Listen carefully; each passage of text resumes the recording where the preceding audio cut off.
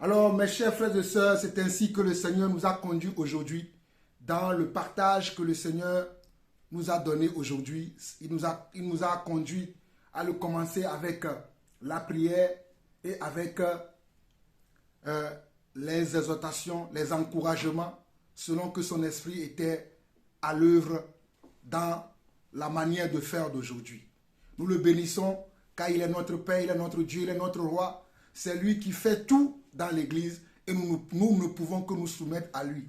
Alors nous allons terminer notre enseignement que nous avons commencé sur l'Église. Nous n'allons pas terminer, mais nous allons poursuivre. Mais nous étions dans Actes chapitre 9. Je vais dire aujourd'hui que nous allons terminer Actes chapitre 9 pour voir les actes qui se sont encore produits dans le livre de Actes chapitre 9. Donc nous allons aller directement dans Actes chapitre 9. Nous nous sommes arrêtés la dernière fois au verset 22, si mes souvenirs sont bons. Au verset 22, voilà. Donc nous allons continuer du verset 23 aujourd'hui jusqu'au verset 43. Nous allons continuer aujourd'hui du verset 23 jusqu'au verset 43. Que le Seigneur vous bénisse. Donc nous allons prendre le verset 23 jusqu'au verset 43 de Actes chapitre 9. Pour ceux qui n'ont pas suivi les premières parties de ce chapitre 9 que nous avons vu dans les actes de Dieu ou les actes de l'Esprit dans l'Église, la partie 3, je vous suggère d'aller suivre cette partie 3 pour pouvoir comprendre ce qui se passe ici. Dans les premiers versets que nous avons vus de ce passage, nous avons vu la conversion de l'apôtre Paul. Nous avons vu comment l'apôtre Paul s'est converti au Seigneur. Nous avons vu comment l'apôtre Paul s'est donné au Seigneur. Et ici, nous voyons bien qu'il est écrit à partir du verset 23 qu'au bout d'un certain temps, les Juifs se concertèrent pour le tuer. Et leur complot parvint à la connaissance de Saul. On gardait les portes jour et nuit afin de lui ôter la vie. Regardez, ce que le Seigneur avait dit à Anania, le disciple qui est venu prier pour Paul, dans le verset 15, le Seigneur dit à Anania, va, car cet homme est un instrument que j'ai choisi pour porter mon nom devant les nations, devant les rois et devant les fils d'Israël. C'était ce que Dieu avait dit à Anania et Dieu continuait à lui dire, Dieu lui dit, et je lui montrerai tout ce qu'il doit souffrir pour mon nom. Voilà les souffrances de Paul qui vont démarrer au verset 23 de ce même chapitre de Actes 9, le verset 23, nous voyons les souffrances de Paul qui va démarrer. On nous dit au bout d'un certain temps, les Juifs se concertèrent pour le tuer. Les Juifs se concertèrent pour faire quoi? Pour tuer Paul. Et leur complot, donc ils ont fait un complot pour tuer Paul. Alors toi qui es enfant de Dieu, sache que les hommes pourront faire des complots contre toi, pour t'abattre, pour t'anéantir, pour te dissuader, ou bien pour te persuader de ne plus continuer à suivre le Seigneur. Mais vous allez voir quelle était la réaction de Paul.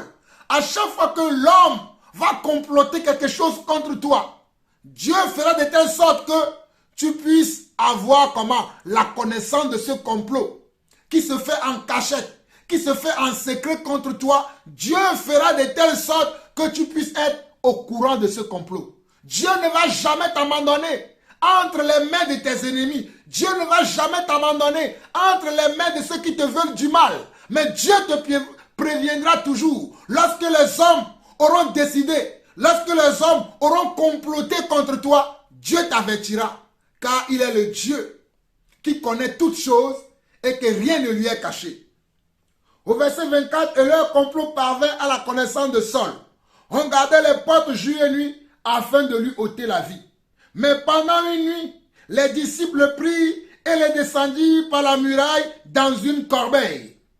Lorsqu'il se rendit à Jérusalem, Saul tâcha de se joindre aux disciples, mais tous le craignaient, ne croyant pas qu'il soit un disciple.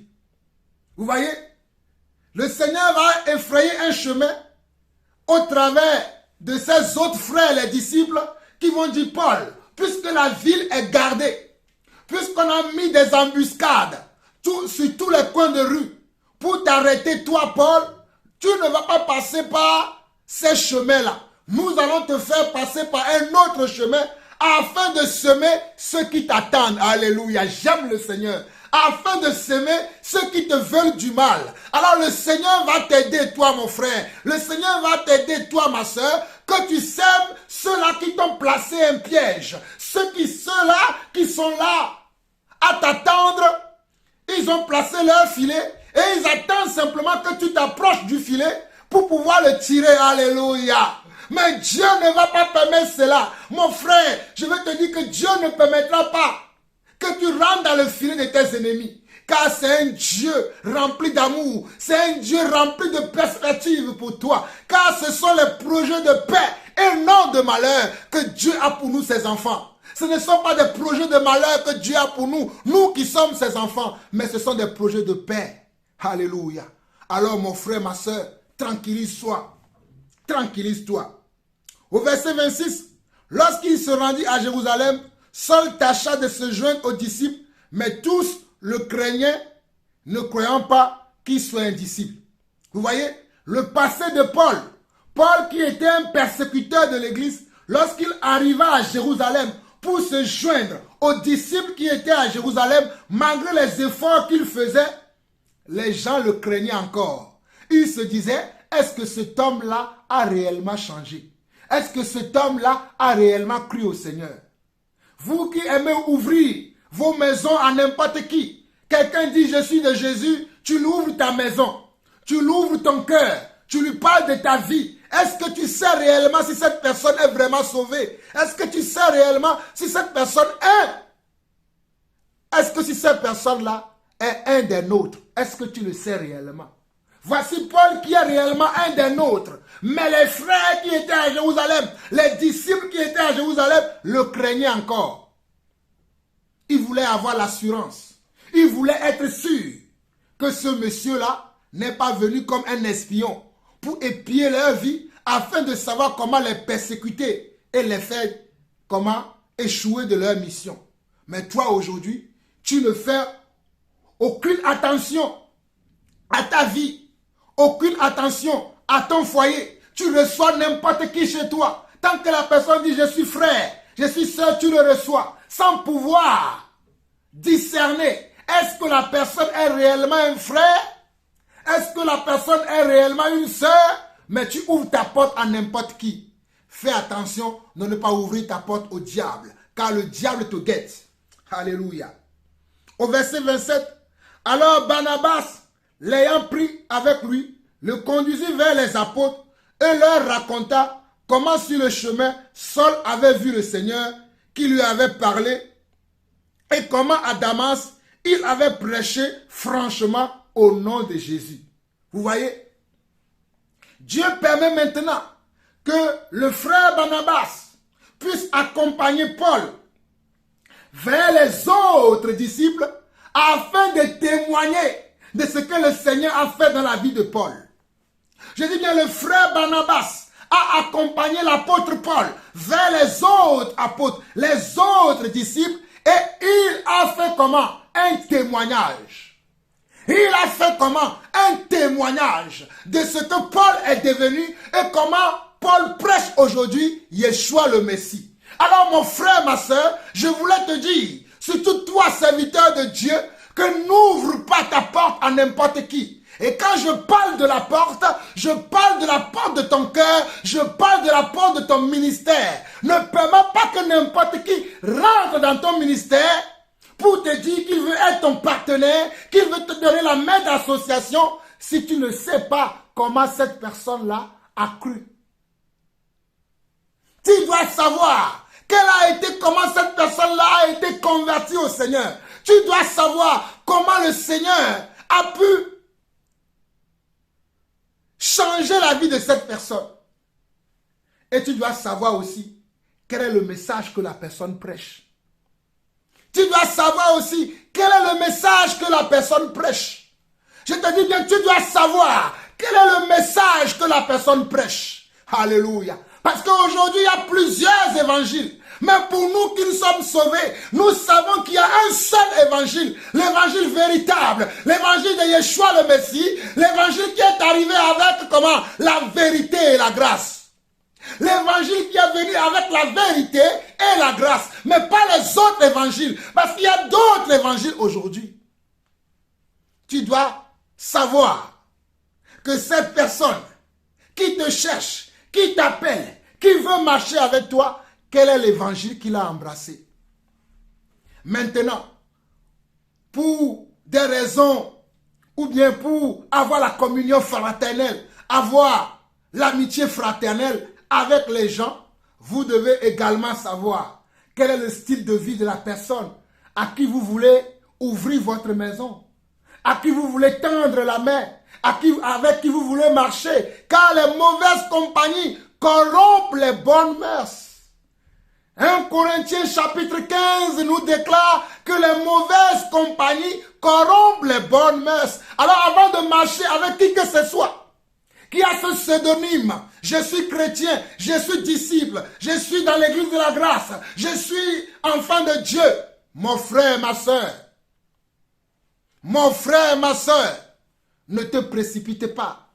Demande que Dieu te révèle l'état de cœur de cette personne. Demande que Dieu te révèle l'état de cœur de cette personne. Parfois, ça peut être lent, car il est écrit également dans les Écritures que les péchés de certaines personnes sont visibles tout de suite. Mais pour d'autres, c'est plus tard qu'on le voit. On ne le voit pas tout de suite, mais c'est plus tard que tu vas découvrir que cette personne qui marche avec toi n'est pas vraiment de Dieu. Que cette personne qui prétend être une fille ou bien un fils de Dieu ne l'est pas réellement. Donc prends ton temps pour observer les gens. Sois un caméléon. Observe l'endroit dans lequel tu es. Observe les gens. N'ouvre pas ta porte à n'importe qui. N'ouvre pas, ne parle pas de ta vie à n'importe qui. Sois prudent. Jésus a dit, je vous envoie, oh alléluia, comme comment? Comme des brebis au milieu des loups. Jésus a dit, je vous envoie comme des brebis au milieu des loups. Matthieu chapitre 10. Mais soyez prudents comme des serpents et soyez simples comme des colombes. Jésus a dit, soyez prudents comme des serpents, mais comment? Soyez simples comme des colombes. Étudiez la vie du serpent, vous allez voir. Le serpent est un animal qui rampe doucement. Dès qu'il voit qu'il y a un danger, paf, il envoie un venin. Aujourd'hui, nous sommes là. Nous accueillons n'importe qui, n'importe comment et n'importe où. En bon, revenons aux Écritures. Le verset 27. Alors Barnabas l'ayant pris avec lui, les conduisit vers les apôtres et leur raconta comment sur le chemin Saul avait vu le Seigneur qui lui avait parlé et comment à Damas il avait prêché franchement au nom de Jésus. Il allait et venait avec eux dans tout Jérusalem et s'exprimait en toute assurance au nom du Seigneur. C'est une fois que l'apôtre Barnabas a présenté l'apôtre Paul aux autres apôtres que l'apôtre Paul a pu intégrer le groupe des autres apôtres et c'est ainsi qu'il a pu continuer son ministère. Mais avant de continuer son ministère là, il a fallu qu'un certain Barnabas puisse le présenter. Il a fallu qu'un certain Barnabas puisse le présenter à Paul. Qui a présenté le monsieur avec qui tu veux marcher? Qui a présenté la femme avec qui tu veux marcher? Qui t'a présenté la femme que tu veux épouser? Qui t'a présenté l'homme que tu veux épouser? Si c'est ta chair qui te l'a présenté, ne sois pas étonné d'avoir les œuvres de la chair. Alléluia. Si c'est ta chair qui t'a présenté cet homme avec qui tu marches, ne sois pas étonné d'avoir les œuvres de la chair.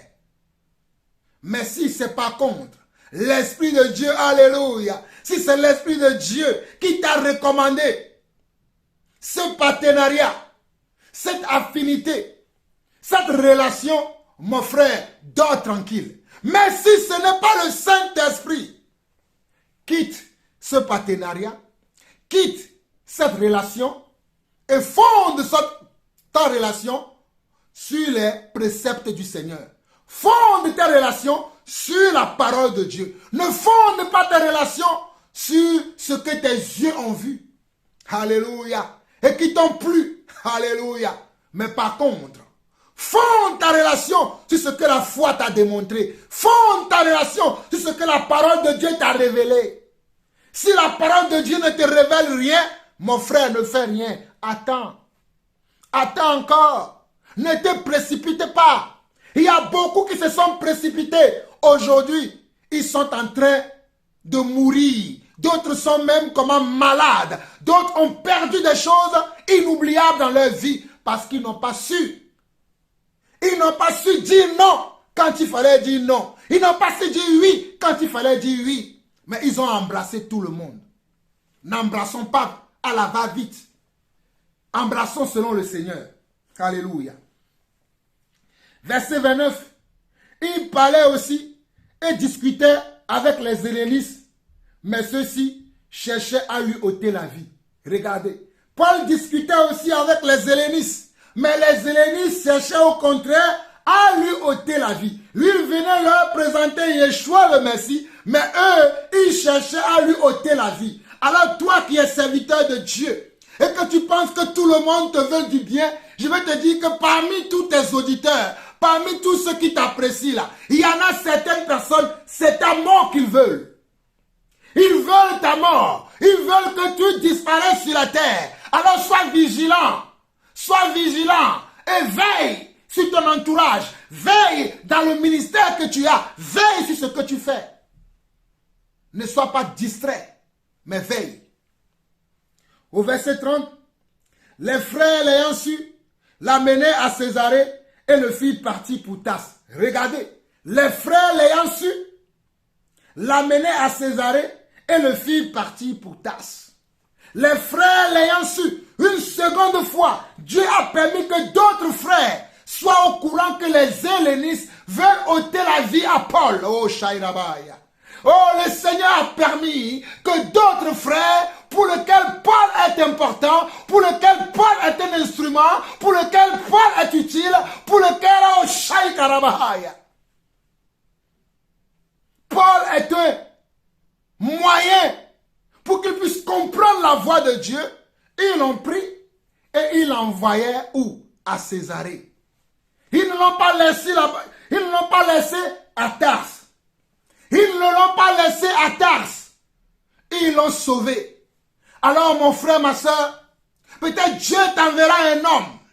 Peut-être Dieu t'enverra quelqu'un pour que tu puisses quitter là où tu es. L'endroit où tu es là. Il y a un projet qui se prépare en secret contre toi. Il y a un complot qui est fait contre toi. Mais Dieu va t'envoyer au Shairaba.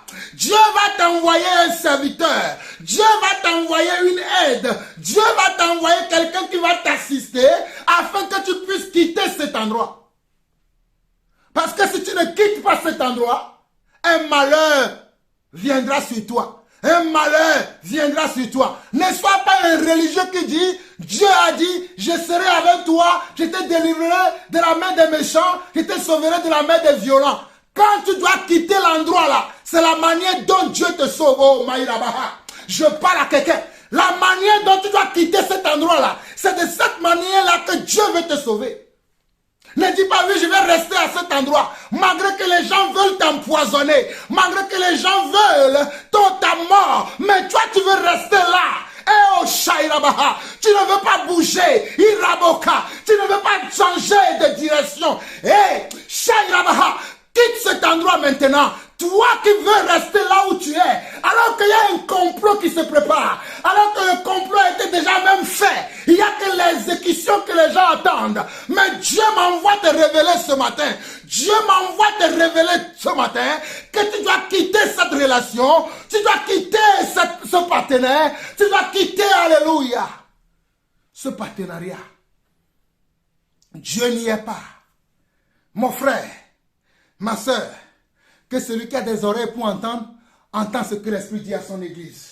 Merci Père pour cette révélation. Verset 31. L'Église était en paix dans toute la Judée, la Galilée et la Samarie, s'édifiant et marchant dans la crainte du Seigneur, et elle s'accroissait par l'assistance du Saint-Esprit. Je relis encore. Le verset 31 de Actes chapitre 9. L'église était en paix dans toute la Judée, la Galilée et la Samarie, s'édifiant et marchant dans la crainte du Seigneur, et elle s'accroissait par l'assistance du Saint-Esprit. Il y a des gens qui ont dit oui, c'est parce qu'il y a eu comment? La persécution, que les disciples se sont dispersés dans les autres contrées, dans la Judée, dans la Samarie et sur les autres extrémités de la terre. Mais selon ce verset 31 de Actes chapitre 9, Dieu nous révèle qu'après la persécution, il y a eu quand même un calme. Dans les villes où les apôtres étaient dispersés, où ils annonçaient la parole de Dieu, ils étaient dans la paix. Alléluia. Dieu ne ment pas dans sa parole. Je vous ai dit que l'église est un endroit de Shabbat, est un endroit de repos. Si tu es dans la véritable église, tu dois demeurer dans le repos. Si tu es dans la véritable église, tu dois demeurer dans le repos. Mais s'il n'y a pas de repos pour toi, s'il n'y a pas de repos pour toi, et que tu traînes toujours dans les conflits par-ci, conflits par-là, pose-toi des questions. Quelle est cette église dans laquelle tu es? Et tu as des conflits partout. Parce qu'on nous dit, l'église était en paix dans toute la Judée, la Galilée et la Samarie, s'édifiant. Alléluia. L'église était comment? L'église était en paix. Alléluia. L'église était dans le shalom de Dieu. L'église était dans le Shabbat de Dieu. L'église était dans le repos de Dieu. L'église était dans la paix, veut dire, l'église était dans le repos. Dans toute la Judée, la Galilée et la Samarie. Et le mot église ici ne parlait pas d'un bâtiment, ne parlait pas d'une congrégation de maison ou bien d'une congrégation qui s'est réunie dans un bâtiment. Mais ça parlait des croyants, alléluia. Ça parlait des disciples, alléluia. Ça parlait de ceux-là qui ont donné leur vie au Seigneur et qui ne marchaient que par la parole et qui ne juraient que par la parole. C'est eux que Dieu appelle l'église, qui était en Judée, qui était en Samarie et qui était en Galilée. Dieu ne s'adressait pas à des congrégations. Oh! Dieu s'adressait aux individus, oh alléluia, aux individus qui manifestaient son esprit, qui manifestaient son amour, qui manifestaient sa présence. C'est cela que Dieu appelle l'église. Aujourd'hui, tu vois quelqu'un, tu dis que tu es un enfant de Dieu, il va te dire, où est ton église? Ne me cherchez pas, vous qui êtes comme ça là. Tu vas te dire, quelqu'un, je suis serviteur de Dieu, où est ton église? Ne me cherchez pas, vous aussi. Hey, vous là, qui est, je suis serviteur de Dieu, où est ton église là? Mon église, c'est vous là qui me croyez. C'est vous là qui me suivez. C'est vous là qui croyez au ministère que Dieu m'a donné. C'est vous là qui bénéficiez de ce ministère là. Vous pensez que l'église c'est quoi? Que c'est 4 murs dans lesquels les souris, les cafards, les moustiques viennent danser, c'est ça l'église? Vous n'avez rien compris, absolument rien. Et vous ne comprenez jamais si vous voulez demeurer dans ce genre de choses. L'église, c'est les croyants, les gens qui se sont mis à part pour Dieu là. C'est cela qu'on appelle église. Se mettre à part veut dire, tu n'es pas dans la masse. Tu n'es pas dans la foule. Oh, alléluia. Oh, Shairaboya.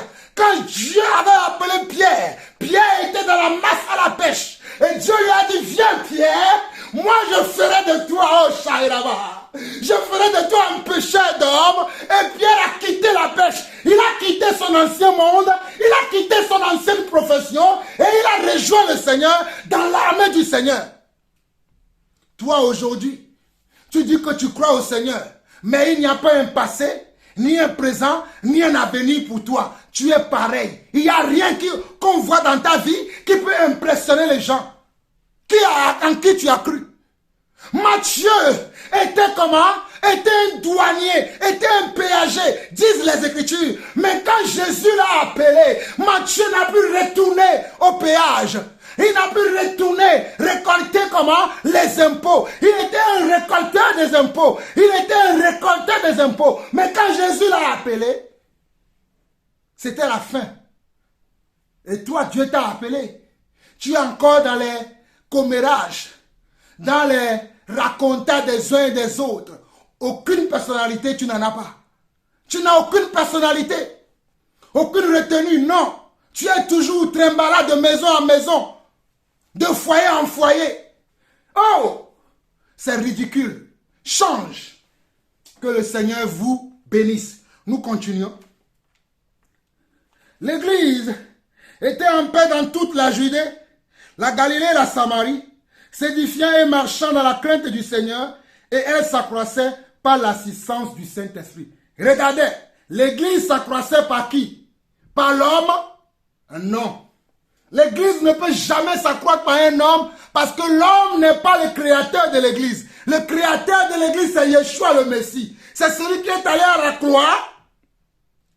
la croix de Golgotha et qui a dit tout est accompli. C'est lui qui est le créateur de l'église. Voilà pourquoi c'est par son assistance également que l'église grandit.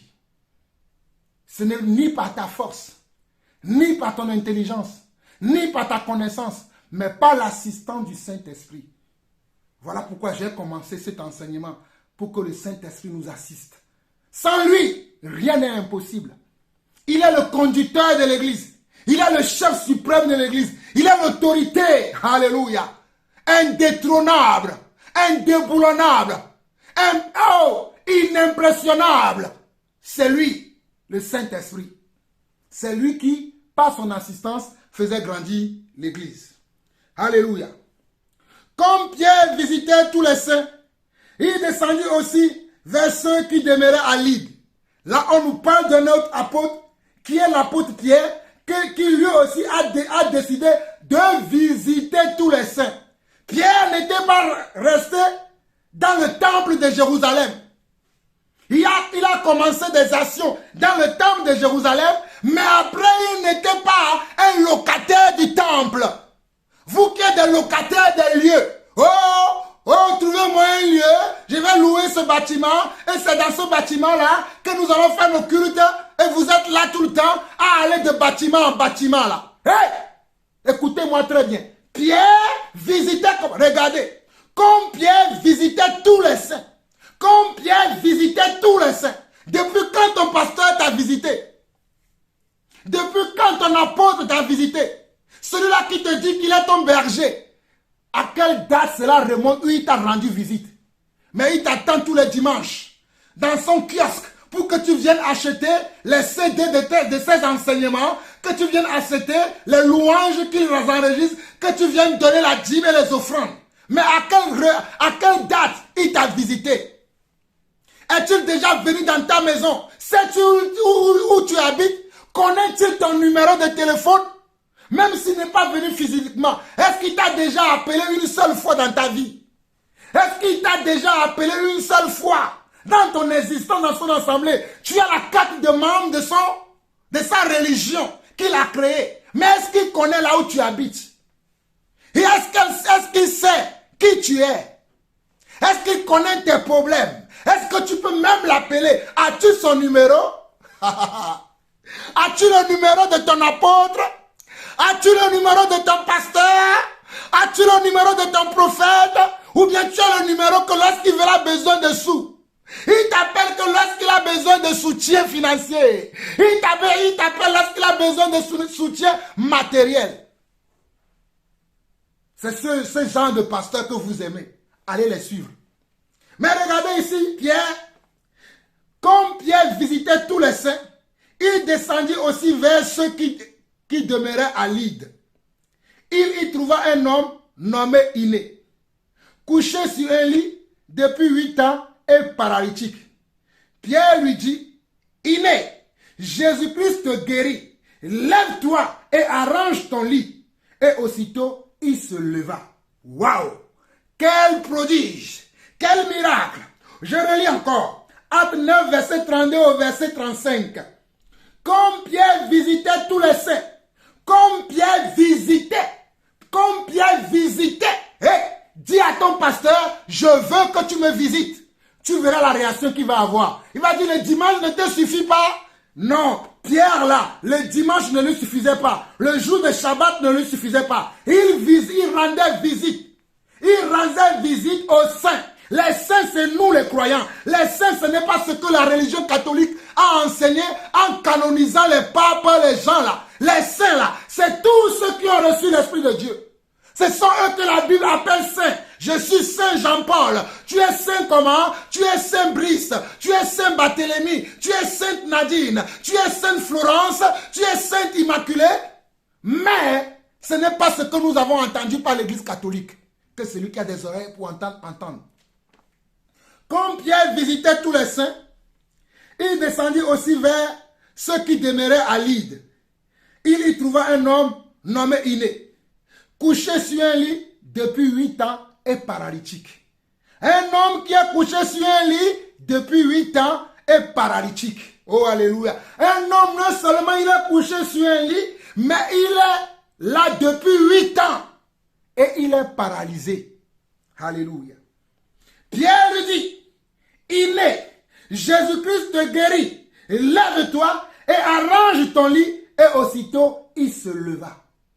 Pierre lui dit, Jésus-Christ. Pierre n'a pas dit, je t'ai guéri. Pierre n'a pas dit, je t'ai guéri. Mais il a dit, Jésus-Christ. Oh, alléluia. Pierre a dit, Jésus-Christ. Pierre n'a pas dit, je t'ai guéri. Les gens qui sont là dans leur assemblée, lève-toi. Je t'ai guéri. Reçois. Je t'ai guéri. Je reçois. Comme si c'est eux qui sont les guérisseurs ou qui font même, oh Shairabahoria, qui font, comment eux-mêmes ils appellent, des séminaires de guérison. Oh, comment on peut faire des séminaires de guérison? La guérison vient de l'esprit. Des fois même je suis là, je ne sais pas que Dieu va m'utiliser pour guérir quelqu'un. Mais il y a des gens qui prévoient la guérison. Oh, comment vous pouvez prévoir ce genre de choses? La guérison, lorsque la guérison intervient dans l'église, elle est toujours une surprise. La guérison est toujours une surprise, inattendue. Mais vous programmez la guérison. Ce sont des guérisons mensongères. Ce sont des miracles mensongers. On ne peut jamais programmer un miracle. On ne programme pas un miracle. On ne programme pas une guérison. On ne programme pas un miracle. Vous qui proclamez les guérisons par-ci, par-là, parce que vous les avez programmées, nous avons la preuve que la guérison ne se programme pas.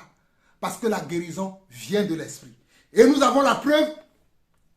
Au verset 35, on nous dit, tous les habitants de Lyde et du Saron le virent et il se convertit au Seigneur.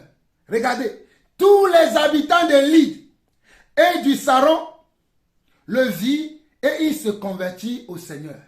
Lorsqu'il y a délivrance miraculeuse d'un certain niveau, lorsqu'il y a miracle d'un certain niveau, lorsqu'il y a prodige d'un certain niveau, le but c'est de convertir les gens.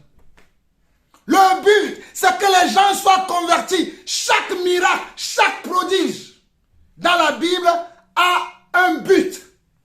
Je dis bien chaque miracle, chaque prodige, chaque guérison dans la Bible a un but. Mais dans les assemblées où vous allez aujourd'hui, où on vous montre des miracles mensongers, où on vous montre des choses qui n'ont rien à voir avec Dieu, où on crie miracle, miracle, miracle, quel est le but de ces choses? Ici on voit au verset 35 que tous les habitants de Lyde et du Saron le virent et il se convertit au Seigneur. Donc le but de ce miracle, c'est pour qu'il y ait des gens qui soient convertis. Le but de ce miracle que Pierre a fait dans la vie de Lyde, lorsqu'il a décidé d'aller comment? D'aller visiter. Il a décidé d'aller visiter les saints de Lyde. Pierre n'avait pas prévu. Pierre n'avait pas fait une affiche comme je vois de nos jours, affiche séminaire de guérison. Séminaire prophétique, comme si c'est vous qui décidez de prophétiser. C'est vous qui décidez maintenant de prophétiser. Séminaire prophétique, séminaire de guérison. En bon, c'est vous maintenant qui prophétisez les choses. Ce n'est plus le Saint-Esprit, ce n'est plus l'Esprit de Dieu qui agit, mais c'est vous qui agissez à la place de l'Esprit. Séminaire prophétique, séminaire de guérison. En bon, séminaire de résurrection. Continuez. Continuez. Continuez. Le Seigneur va vous rejeter. On vous parle, vous ne voulez pas écouter, non? Continuez. Verset 36 au verset 42 où nous avons fini. Il y avait à Joppé, parmi les disciples, une femme nommée Tabitha et qui signifiait Dorcas. Elle faisait beaucoup de bonnes œuvres et d'aumônes. Elle tomba malade en ce temps-là et mourut.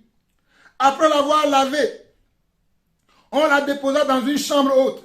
Comme Lyde est près de Joppé, les disciples ayant appris que Pierre s'y trouvait, envoyaient 2 hommes vers lui pour le prier de venir chez eux sans tarder. Pierre se leva et partit avec ses hommes. Lorsqu'il fut arrivé, on le conduisit dans la chambre haute.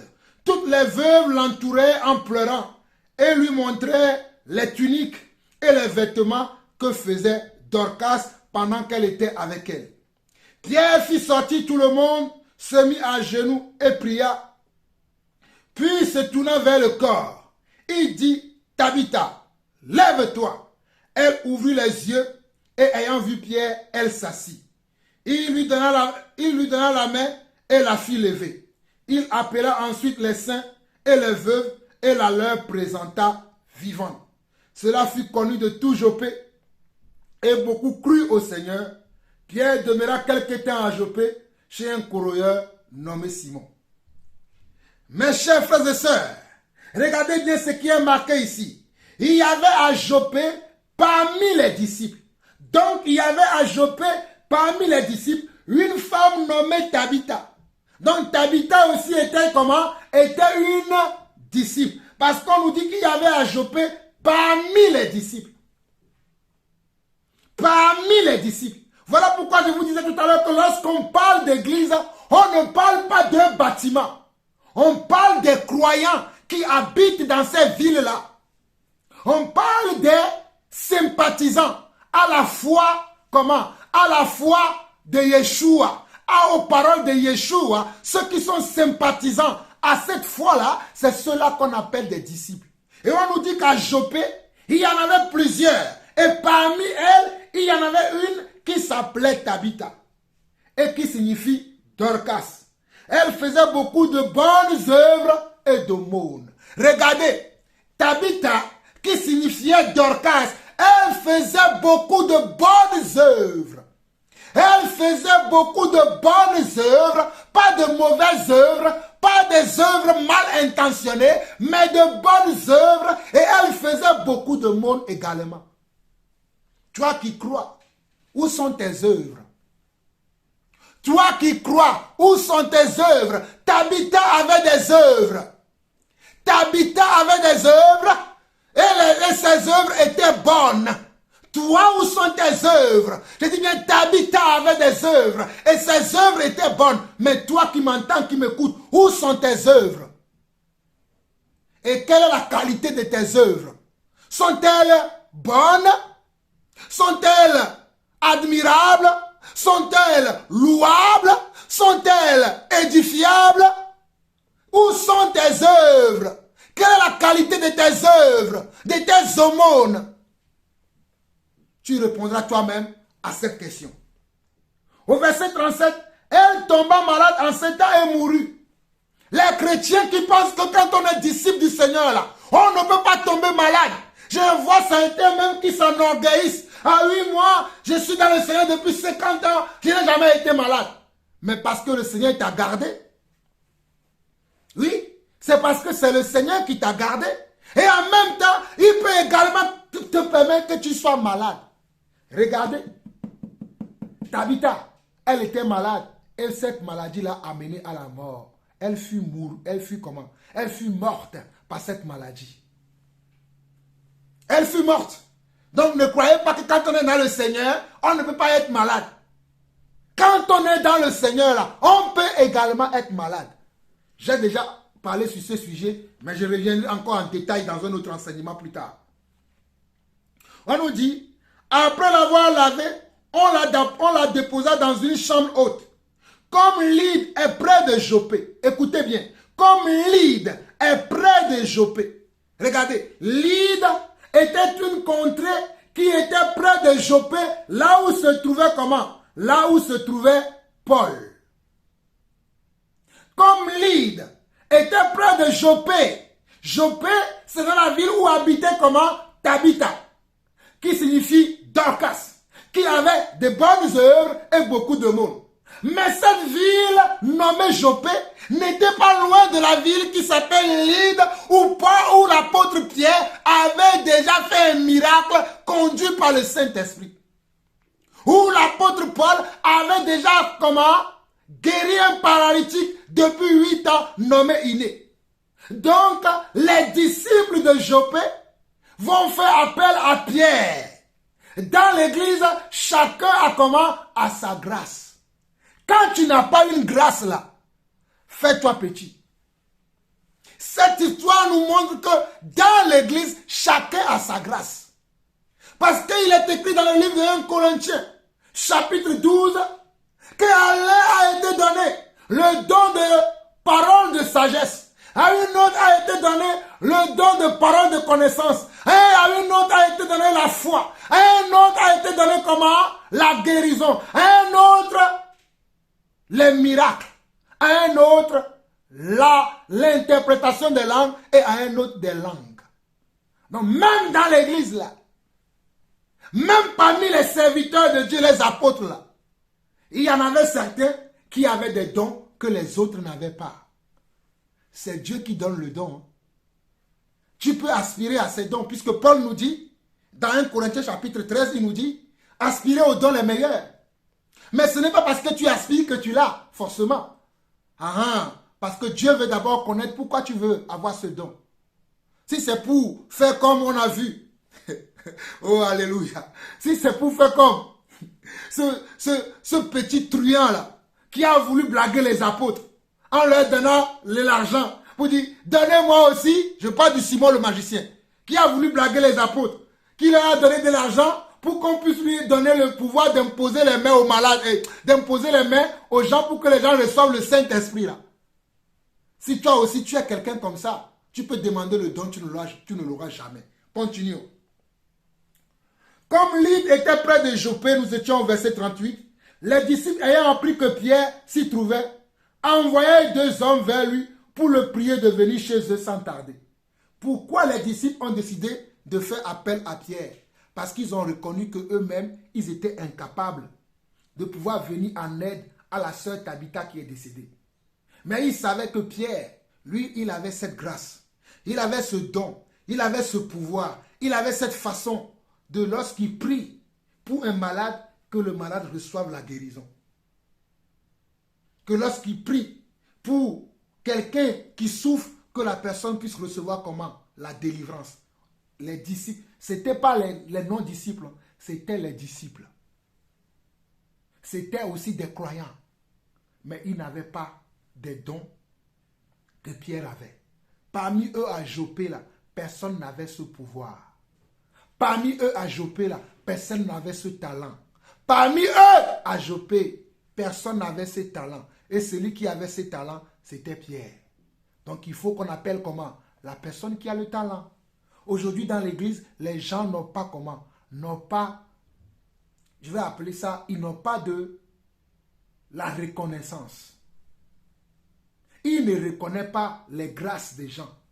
Ils sont des orgueilleux. Ils vont voir que le problème de tel frère, le problème de telle sœur, ils sont incapables de le régler. Mais par contre, ils connaissent quelqu'un dans le Seigneur qui peut aider la personne. Mais ils ne vont jamais faire appel à la personne. Pourquoi? Parce qu'ils ne veulent pas que la personne vienne manifester la gloire que Dieu lui a donnée, le talent que Dieu lui a donné, pour que Dieu se manifeste, parce qu'ils ne veulent pas. Ils veulent toujours que eux, ils soient à la charge de tout. Ils veulent toujours que eux, ils soient admirés partout, ils soient appréciés partout. Mais laissez les autres aussi. Vous n'êtes pas les seuls dans l'église à qui Dieu a accordé le don. Et d'ailleurs, vous n'avez même pas certains dons. Et c'est les autres qui les ont. Pourquoi ne pas faire appel? Mon frère, si tu as besoin d'un électricien dans ta maison, vas-tu faire appel à un plombier? Tu as besoin d'un électricien, appelle un électricien. Et certains, parce qu'ils ne veulent pas appeler la personne qu'ils doivent appeler, ils vont appeler quelqu'un d'autre qui n'a pas le don. Pour faire montrer à la sœur ou au frère ou à ceux-là qui sont... Nous avons fait quand même appel à quelqu'un. Mais vous n'avez pas appelé la bonne personne. Dieu a dit, demandez, l'on vous donnera. Cherchez, vous trouverez. Frappez, l'on vous ouvrira. Mais vous ne voulez pas donner les bonnes choses aux gens. À cause de votre orgueil. Regardez l'état de l'église aujourd'hui. Des incompréhensions par-ci, des incompréhensions par-là. Des malades par-ci, des orphelins par-ci, des veufs par-là. Hein? Des gens qui sont dans les amertumes, qui sont dans la tristesse parce qu'ils ont été abandonnés. Ils ont été abandonnés par les leaders religieux. Ils ont été abandonnés par leurs pasteurs, par leurs apôtres, par leurs prophètes, par leurs évangélistes. C'est ça l'état de l'église de nos jours. Ça me rend triste quand je vois l'état de l'église de nos jours. À cause de comment? À cause de l'ego de l'homme. Verset 39 au verset 42. Pierre se leva et partit avec ses hommes. Lorsqu'il fut arrivé, on le conduisit dans la chambre haute. Toutes les veuves l'entouraient en pleurant et lui montraient les tuniques et les vêtements que faisait Dorcas pendant qu'elle était avec elle. Pierre fit sortir tout le monde, se mit à genoux et pria. Puis, se tournant vers le corps, il dit, « Tabitha, lève-toi. » Regardez, lorsque Pierre fut arrivé à Joppé, on lui raconta l'histoire qui s'est passée. Qu'est-ce que Pierre fait? Verset 40, on nous dit, Pierre fit sortir tout le monde. Pierre fit sortir tout le monde. Pourquoi Pierre va faire sortir tout le monde? Parce que Pierre savait que parmi eux là, certains n'ont pas la foi. Certains n'ont pas le recul. Certains ne vont pas avoir de retenue. Lorsqu'il va commencer par prier. Parce que Pierre a prié tout seul avec Tabitha. Des fois, je reçois certaines invitations de prière. Je ne veux pas. Je refuse de prier avec n'importe qui. Oui. Regardez-moi très bien. Je refuse de prier avec n'importe qui. Je ne prie pas n'importe comment, n'importe où, avec n'importe qui. Je dis bien, je refuse de prier avec n'importe qui. Regardez-moi très bien. Regardez. Pierre fit sortir tout le monde, se mit à genoux et pria, puis se tourna vers le corps et dit, Tabitha, lève-toi. Pourquoi Pierre fait cet acte-là? Pourquoi Pierre n'a pas laissé tout le monde au même endroit et commencé à prier là-bas? Pourquoi Pierre n'a pas fait ça? Mais Pierre a fait sortir tout le monde. Et ça, Jésus aussi l'a fait dans les évangiles. Jésus aussi a fait ça dans les évangiles. Pourtant, il y a des endroits où Jésus prie devant tout le monde. Mais il y a certains endroits, Jésus ne prie pas devant tout le monde. Il va prier en secret. Hé mon frère, ton problème là, va le régler en secret. Ton problème, ton souci là, va le traiter en secret. Ne l'expose pas à tout le monde. Ne l'expose pas, ne l'étale pas. Sur comment? Sur le plateau public. Mon frère, n'étale pas ton problème. Tu as besoin de t'asseoir au pied du Seigneur. Je te dis, tu as besoin de t'asseoir au pied du Seigneur. Ce matin, j'étais en train de faire du sport. Et pendant que je faisais du sport, le Seigneur m'a dit, hey, c'est le moment où que tu sois à mes pieds. Là, parle-moi de tous tes soucis. Parle-moi de tout ce que tu as comme problème dans ta vie. Parce que là, je vais t'écouter. Je dis bien, j'étais en train de faire du sport. Je marchais. Et pendant que je marchais, je chantais le cantique que j'ai chanté tout à l'heure. Je chantais ça. Puis j'ai entendu, hey, parle-moi maintenant. Dis-moi tes problèmes. Raconte-moi tout ce que tu as dans ton ventre. Toutes tes peurs, toutes tes frustrations, tout ce que tu as comme ennui. Dis-les-moi. J'étais seul dans la nature. Ouais, croyez-moi, j'ai tellement parlé. J'ai parlé pour moi. J'ai parlé pour mon épouse. J'ai parlé pour mes enfants. J'ai parlé pour l'église. Voilà pourquoi j'étais parti de la maison à 9 h. Je suis revenu à 12h30. Presque 12h30. J'ai quitté la maison à 9 h du matin. J'ai fait 10 km à pied. 10 km. Plus que même. J'ai fait 15 km à pied. Et pendant que je marchais, je priais, je parlais avec Dieu, je parlais, Dieu aussi me parlait. Vous êtes là, vous voulez étaler vos histoires sur les toits. Étalez vos histoires. Ok. On dit Pierre fut sorti tout le monde, se tournant, se mit à genoux. Il fait quoi? Il se mit à genoux. Ah, il a plié genoux. Mon frère, à quelle date ça remonte quand tu as plié genoux devant le trône de Dieu? À quelle date cela remonte que tu as plié genoux devant le trône de Dieu? Plie genoux et prie. L'affliction. Comment? L'affliction du genou. L'affliction. Plie genoux et prie. Tu verras la gloire de Dieu. Il a plié genoux, il a prié. Puis il se leva. Il va vers le corps. Et il dit, Tabitha, lève-toi. Elle ouvrit les yeux et ayant vu Pierre, elle s'assit. Et puis il dit, puis Tabitha, après avoir prié, le Seigneur lui a dit, ok, maintenant je te donne la confirmation que quand tu vas lui dire, lève-toi, il va se lever. Pierre n'a pas dit tout de suite, lève-toi. Pourquoi il n'a pas fait ça? Il a d'abord consulté Dieu. Quand il a prié genoux là, il a demandé, Seigneur, est-ce que tu me permets que je puisse réveiller cette femme? Il n'est pas venu pour dire, moi j'ai le don le plus merveilleux, je ressuscite les morts. Ce n'est pas ce qu'il a fait. Sinon il n'avait pas besoin de prier, il lui dit tout de suite, lève-toi. Mais il a d'abord prié pour demander la volonté de Dieu, pour demander l'autorisation, pour demander l'approbation, puisse dire à cette femme, Seigneur, dont j'ai entendu le témoignage, qu'elle avait de bonnes œuvres et qu'elle faisait beaucoup de monde et que toute sa famille, tous les frères et toutes les sœurs qui sont autour d'elle sont tristes à cause de sa mort. Seigneur, est-ce que tu peux avoir pitié de ces hommes-là pour réveiller Tabitha? Est-ce que tu peux avoir pitié de ce village, de cette ville, pour réveiller Tabitha? Le Seigneur a dit, oui, amen. Ta demande, elle est bonne. Dis maintenant à Tabitha, lève-toi. Et Tabitha s'est levée. Et verset 41 nous dit, il lui donna la main, la fit lever. Il appela ensuite les saints et les veuves et la leur présenta vivant. Il a appelé comment? Les saints et les veuves et la leur présenta vivant.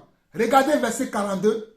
Cela fut connu de tout Joppé et beaucoup crurent au Seigneur. Cela fut connu comment? De tout Joppé et beaucoup crurent au Seigneur. C'est ce que je vous disais tout à l'heure, que Dieu ne fait rien pour rien. Surtout au niveau des miracles, au niveau des guérisons, au niveau des prodiges. Lorsqu'il y a prodige, il y a une interprétation particulière. Il y a une compréhension particulière. Il y a un acte particulier que Dieu veut accomplir. Aujourd'hui, les gens sont là. Oui, lève-toi au nom de Jésus. Réveille-toi. As-tu demandé l'approbation du Seigneur? As-tu consulté le Seigneur? Un jour. Oh, alléluia! Un jour, Jésus était avec Pierre, Jean et Jacques. Oh, un jour, Jésus était avec Pierre, Jean et Jacques. Et Jésus a fait comment? Oh, Jésus a prié, le ciel s'est ouvert. Ils ont vu quoi? Ils ont vu Élie, ils ont vu qui? Ils ont vu Moïse aussi. Et ils ont dit, Seigneur, tu sais, on va faire un temple ici. Les hommes aiment faire les temples. Oh, alléluia, alléluia, alléluia. Les hommes aiment faire les temples. Pierre et Jean et Jacques, ils ont dit, on va faire un temple pour Moïse, un temple pour Élie, un temple pour ceci, un temple. Regardez ce qu'ils ont dit. Aujourd'hui, que cherchez-vous à faire? Toujours des temples. Jésus a dit, vous ne comprenez pas ce que vous demandez. Parce que ce n'est pas le temple qui est important. C'est nous-mêmes qui sommes le temple. La Bible dit qu'ils ont vu la transfiguration sur cette montagne-là. Ça s'est passé plusieurs fois. Sur une autre montagne, ils ont encore vu des choses. Aujourd'hui, tu veux quoi? Tu veux encore un temple. Tu veux un temple au lieu de chercher celui qui doit habiter dans ton temple. Moi, j'ai celui qui doit habiter dans mon temple. Le Saint-Esprit, le Saint de Dieu. Oh, l'Éternel des armées, le Roi des rois. Elohim est son nom. Adonai est son nom. Jéhovah Zébaoth est son nom. Oh, alléluia. Toi, tu veux créer un temple. Voilà comment, au travers de ce miracle de résurrection de Tabitha, beaucoup de personnes dans la ville de Joppé connurent le Seigneur. Je dis bien beaucoup de croyants, beaucoup de disciples, beaucoup d'autres croyants sont venus au Seigneur à cause de la résurrection de Tabitha à Joppé. À cause de la résurrection de Tabitha à Joppé, beaucoup sont venus au Seigneur. Tous les miracles qui se passent dans ton assemblée, d'ailleurs, des faux miracles là, qui se passent dans ton assemblée, ça a amené qui au Seigneur? Ça a donné la joie à qui? Ça a donné la crainte à qui? Ça a donné la retenue à qui? Un miracle amène les gens à se rappeler qu'ils ont un pouvoir au-dessus d'eux, qu'ils ont une puissance au-dessus d'eux, qu'ils ont une force au-dessus d'eux, qu'ils ont un être suprême que personne ne peut appréhender. C'est ça la signification des prodiges et des miracles. Une force, une puissance que personne d'autre ne peut appréhender. Mais aujourd'hui, va voir les hommes. En tout cas, que celui qui a des oreilles pour entendre, entend ce que l'Esprit dit à son Église. Père éternel, Dieu d'amour, Dieu de grâce, Dieu de bonté, merci encore pour ce privilège que tu m'as donné de pouvoir partager ta parole et de pouvoir révéler encore des choses cachées à nos frères et sœurs à travers le monde, à tous les saints dans le monde, papa. À présent, Seigneur, je prie pour ceux-là qui voient qu'ils ne marchent pas véritablement dans les bonnes œuvres, papa. Et qui souhaitent maintenant de marcher dans les bonnes œuvres, papa. Je prie que le Saint-Esprit puisse les accompagner. Le Saint-Esprit qui est le gage de notre salut. Le Saint-Esprit qui est le parfait enseignant. Le Saint-Esprit qui est le parfait guide. Papa, j'abandonne tous ces frères, tous ces sœurs, tous ces serviteurs, tous ces servantes dans les mains de l'Esprit, papa. Seigneur, que 1000 tombent à leur gauche et 10 000 à leur droite, qui ne soient jamais atteints. C'est la promesse que tu nous as faite. Seigneur, que les projets de malheur tombent devant eux et que les projets de paix que toi-même tu as préparés pour chacun d'entre nous arrivent dans la vie de mes frères et sœurs. Merci pour chacune de ces vies. Merci pour chacun de ces frères et merci pour chacune de ces sœurs.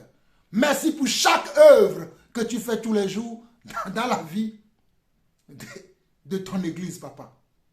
Merci pour chaque chose, chaque détail. Seigneur, il y a beaucoup de choses que nous pouvons dire. Mais lorsque nous sommes avec toi, ton esprit permet que nous allons étape par étape.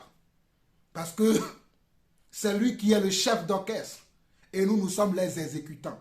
Père, je profite de cette occasion pour te bénir encore, pour te lever encore, pour dire encore un grand merci pour cet amour que tu mets dans mon cœur encore pour les âmes.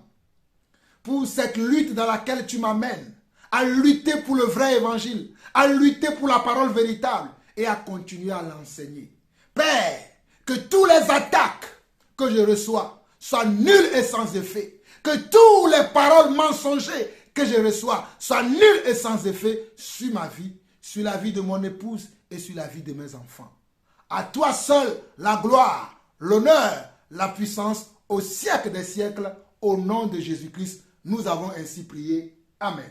Shalom à vous. Soyez bénis. Bye bye. Shalom.